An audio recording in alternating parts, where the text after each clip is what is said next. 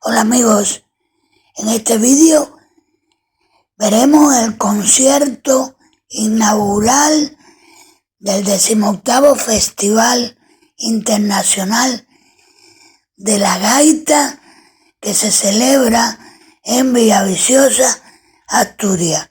Son momentos del concierto de un trío formado por 2 asturianos y un escocés. Su nombre es Simon Brayler y es el virtuoso de el violín. Luego está Julio Rodríguez, asturiano, con su guitarra, también un creador y compositor que oiremos parte de su creación aquí, y el célebre músico y gaitero asturiano Borja Barangaño, un virtuoso, lo mismo de la flauta que de la gaita. Toca la asturiana, que es la de larga, la del tubo largo, y la escocesa.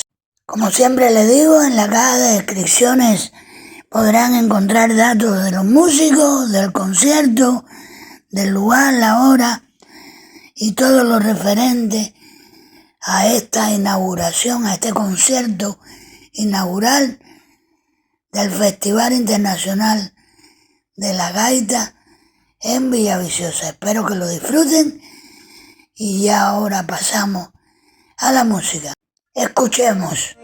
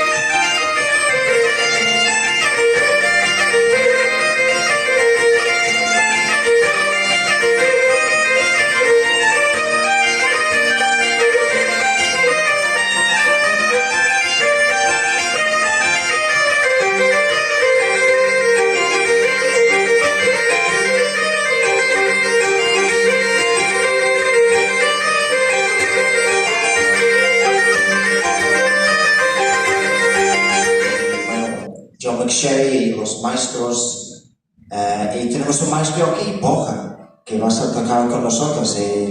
Yo personalmente me encanta el sonido de todas las gaitas, claro. Pero la gaita irlandesa también me mola mucho. Mezcla bien con el violín y el bouzouki, especialmente el bouzouki. Bueno, vamos a tocar este 3 temas, bueno, súper típico de los gaitas de Irlanda. Imaginen pintarines. Ya tienes claro.